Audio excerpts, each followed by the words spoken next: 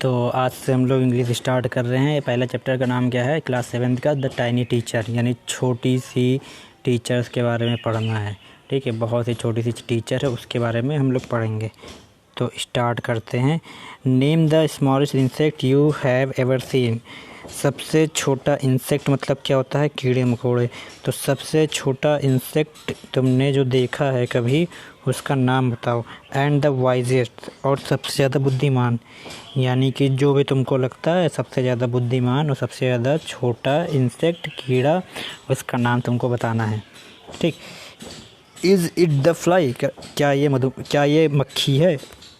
क्या लगता है मक्खी है तुमको? नो इट इज़ नॉट, नहीं ये नहीं है, यानी कि मक्खी नहीं है। इज़ इट द मॉस्किटो, क्या ये मच्छर है? नो नॉट द मॉस्किटो, मच्छर भी नहीं है। Then it must be the worm, लेकिन ये ज़रूर एक कीड़ा होगा। वॉर्म मतलब क्या होता है? कीड़ा। तब ज़रूर ये क्या होगा? कीड़ा होगा। नो नन ऑफ दीज, नहीं इनमें से कोई भी नहीं है। ना तो मक्खी है, ना मच्छर है, ना कीड़ा है। सबसे छोटा तो है लेकिन सबसे बुद्धिमान नहीं है। ठीक है, मक्खी तो होती है छोटी लेकिन बुद्धिमान नहीं होती है। कह रहा है इट इज़ द आंट, ये क्या है? चींटी है। तो बताओ ये चींटी कैसे है? कभी देखा है चींटी को? जब बारिश होने वाली होती है तो उससे पहले ही के मौसम में चींटी क्या करती है? चींटी अपना फूड को इकट्ठा करती है और अपने जो उसका घर होता है, जिसको नेस्ट बोलते हैं, वहाँ पे वो जाके उसको रखती है ना। अभी आगे जब आप लोग क्लास 10th में जाएंगे तो एक अच्छा सा चैप्टर भी पढ़ेंगे चींटी के बारे में और टिड्डे के बारे में। फिर आगे देखते हैं क्या हो रहा है। द कॉमनेस्ट मतलब होता है जो हर जगह मिल जाए। The commonest, the smallest but the wisest insect, सबसे छोटी और सबसे बुद्धिमान और हर जगह मिलने वाली इंसेक्ट क्या है? वो चींटी है। The story of an ant life sounds almost untrue, यानी कि चींटी के जीवन की कहानी लगभग अनसुनी लगती है। सही बात है, चींटी को कौन इतना ज़्यादा ध्यान देता है जो चींटी के बारे में कोई कहानी लिखेगा या फिर चींटी के बारे में कोई कहानी हमको सुनने को मिलेगी, लेकिन ऐसा नहीं है। But people have kept ants as pet, लेकिन लोगों ने चींटी को पाल के रखा हुआ भी है, यानी कुछ लोग चींटी को पाल भी चुके हैं। And have watched their daily behaviour closely, और उनका रोज़ का जो बिहेवियर है, यानी उसका जो व्यवहार है, उसको क्लोज मतलब होता है ध्यान से क्या किया है? देखा है, ऑब्ज़र्व किया है। ठीक। फिर क्या हो रहा है? So we know a number of facts about this tiny hard working and intelligent creature, इसलिए हम जानते हैं इस छोटी सी मेहनती और बुद्धिमान क्रिएचर के बारे में। क्रिएचर क्या होता है? जो परमेश्वर ने चीज़ों को हमारे लिए बना के रखा है, प्रकृति ने बनाया है। ठीक।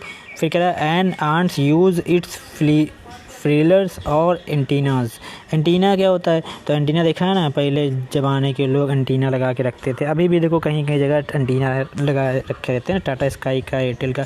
तो एंटीना क्या करता है? एंटीना मैसेज को लेता है, वहाँ से सिग्नल को लेता है, फिर हम लोग टीवी में देख लेते हैं, है ना। तो यहीं से आया है ये एंटीनास। तो जो चींटियों का जो एंटीनास होता है उसको यूज करती हैं किस लिए? To talk to other ants by passing message through them. एक चींटी दूसरों चींटी के पास मैसेज भेजती है एंटीना का यूज करके। देखो इसमें दिख रहा है चित्र में, एंटीना का यूज करके क्या करती हैं? एक दूसरे के पास मैसेज भेजती हैं। देखो ये चींटी इसको मैसेज भेज रही है, जब इसको कुछ कहना होता है तो इसके पास भेजती है, फिर इसके पास भेजती है। ऐसे करके मैसेज इन लोग पास क्या करते हैं? एक दूसरे से बात करा करते हैं। ठीक। फिर क्या कह रहा है? Watch a row of ants moving up और डाउन द वॉल, यानी दीवार में या तो ऊपर की ओर जाते हो या तो नीचे की ओर जाते हुए चींटियों को तुमको क्या करना है? ऑब्जर्व करना है, देखना है ध्यान से। फिर तुमको क्या पता चलेगा? Each ant greets all other coming from the opposite direction by touching there. तो ग्रीट्स मीन्स क्या होता है? ग्रीट्स मीन्स होता है कि वो क्या करती हैं? नमस्ते करती हैं या फिर अपने सर को झुकाती हैं। कैसे होता है ये? तो देखो यहाँ पे जब चींटियों को तुम लोग देखोगे तो अपोजिट डायरेक्शन में चींटी आती है। जैसे कि ये चींटी आ रही है तो कभी चींटी को ध्यान से देखना, इसके अपोजिट देखो ये चींटी है तो इसके अपोजिट ये चींटी आई। जैसे इन लोग मिलते हैं तो ये जो एंटीना है इसको नीचे की ओर झुकाती है ना, तो फिर ठीक है। उसके बाद क्या होता है, ये दोनों एक दूसरे से बातचीत करते हैं, मैसेज को देते हैं। कभी ध्यान से ऑब्जर्व करना चींटियों को, ठीक है। तो उन एक दूसरे को एंटीनास को टच करके क्या करते हैं, इन लोग अपनी बातचीत को स्टार्ट करते हैं। अब दूसरे पेज पे आते हैं। दूसरे पेज पे क्या हो रहा है देखते हैं। तो दूसरे पेज को स्टार्ट करने से पहले ये वाला पेज हटा दें हम, है ना। तो एक मिनट रुक जाइए, इसको हटा दिया हमने। अब ये दूसरा पेज पे आ गए हम लोग। कह रहा है there are many kinds of ants, कह रहा है बहुत से तरह के चींटियाँ होती है। The commonest among are them black और रेड वंस, इनमें से जो हर जगह पाई जाती है, कॉमन मतलब हर जगह पाई जाती है कौन सी, एक रेड होती है और एक ब्लैक कलर की चींटियाँ पाई जाती हैं। We have seen them since we were children, हम इनको तब से देख रहे हैं जब हम छोटे से बच्चे थे, है ना।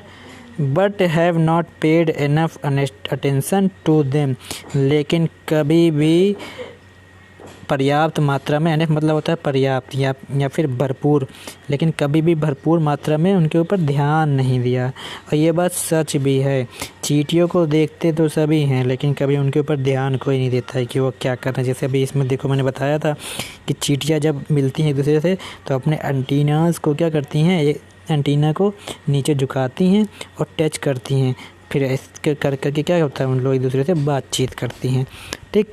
लेकिन कुछ बच्चे होते हैं कि जो बहुत शरारती होते हैं, पढ़ने लिखने का मन नहीं करता है, तो वो जो है अक्सर करके चीज़ों को ऑब्ज़र्व करते हैं। तो वो बच्चे ज़रूर ध्यान दिए होंगे चींटियों के बारे में, ठीक है। अब क्या कह रहा है कि ध्यान नहीं देते हैं तो हमको पता भी नहीं चलता है, इसीलिए क्वेश्चन कह रहा है वेयर डू दे लिव, वे रहती कहाँ हैं। इन देयर कम्फर्टेबल होम, वे कहाँ रहती हैं, अपने आरामदायक, कम्फर्टेबल मतलब होता है आरामदायक, वे अपने आरामदायक घर में रहती हैं। उसको क्या कहते हैं, उसको आंट हील्स बोलते हैं या फिर नेट्स बोलते हैं, ठीक है। तो चींटियों को जो कंफर्टेबल होम होता है उसको क्या कहते हैं, नेट्स बोलते हैं या फिर क्या बोलते हैं, एंट हील्स बोलते हैं, ठीक है। Each has 100 of little rooms and passages, हर एक के पास में क्या होता है 100 कमरे होते हैं। कितने कमरे होते हैं, 100 कमरे होते हैं हर एक के पास में, ठीक। छोटे छोटे से क्या होते हैं, कमरे होते हैं। और पैसेजेस मतलब क्या होता है, तो पैसेजेस में तो होता है जो उसको कहते हैं रास्ते पतले वाले, जिसको हम इस तरीके से बिल भी बोलते हैं ना। तो हर एक चींटियों के पास में कम से कम 100 कमरे होते हैं और उसके साथ साथ ढेर सारे रास्ते भी होते हैं। In some of these room the queen ants lays egg, इनमें से कुछ कमरे में जो क्वीन आंट होती है ना, चींटियों की जो रानी होती है, वो अपने अंडों को रखती है। Others are nurseries for the youngs ones, और बाकी जो बचे हुए कमरे रहते हैं उसमें क्या होता है, नर्सरीज होते हैं और उसमें छोटे छोटे जो चींटियों के बच्चे होते हैं ना वो रहते हैं। उन बच्चों को क्या कहते हैं, ग्रुप्स बोलते हैं, ठीक है, ग्रुप्स, ठीक है। वर्कर हैव देयर, फिर आगे क्या कह रहा है, वर्कर हैव देयर, ये दूसरे पेज में, ठीक है। तो वो वाला पेज निकालते हैं। Worker have their reserve quarter, यानी कि जो काम करने वाले होते हैं चींटियों में, जो मज़दूर वगैरह होते हैं, तो उनके लिए क्वार्टर्स जो होते हैं वो रिज़र्व होते हैं, नहीं पहले से बुक होते हैं। यानी जो मेहनती चींटियाँ होती हैं उनके लिए कमरे से पहले से जो कमरे होते हैं वो क्या होते हैं, रिज़र्व रहते हैं उनके लिए। उनको कोई टेंशन नहीं रहता, काम करके आते हैं फिर अपने घर कमरे में आराम करते हैं। They spend most of their times searching for food, यानी जो वर्कर वाली जो चींटियाँ होती हैं ना वो ज़्यादातर अपना समय कहाँ पर बिताती हैं, खाने की तलाश में बिताती हैं।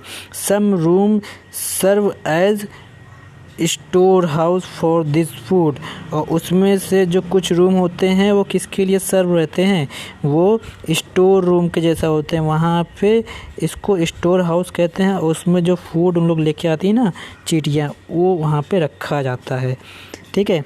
सोल्डर हैव सेपरेटेड ब्रैक्स, तो जो सोल्डर्स होते हैं, जो सिपाही होते हैं, उनको अलग से ब्रेक दिया जाता है, अलग से उनको सारी चीज़ें दी जाती हैं, अलग से कमरे दी जाते हैं, ठीक है। फिर कह रहा है no worker has ever tire to live in a soldiers house,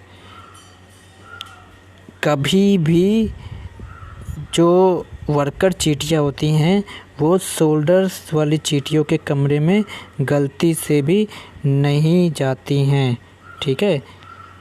no worker has ever tried, हाँ कभी भी वर्कर चींटियाँ उनके कमरे में नहीं जाती हैं। No soldier has never gone out searching for, और जो शोल्डर वाली चींटियाँ होती हैं, जो सिपाही चींटियाँ होती हैं, वो कभी खाना ढूंढने के लिए नहीं जाती हैं। यानी चींटियों में सभी का अलग अलग काम बटा होता है, लेकिन हम लोग कभी समझते नहीं हैं, हम लोग अपना काम ही नहीं करते हैं कभी ध्यान से। हमारा क्या काम है, इस समय पढ़ने की उम्र है, याद करने की उम्र है, तो पढ़ेंगे नहीं, याद नहीं करेंगे, मम्मी पापा का कहना नहीं मानेंगे, बाद में क्या करेंगे, पछताना पड़ेगा। चींटियों से सीखना चाहिए, है कि नहीं। फिर कह रहा है नो वर्कर और सोल्डर और cleaner has ever harmed A group.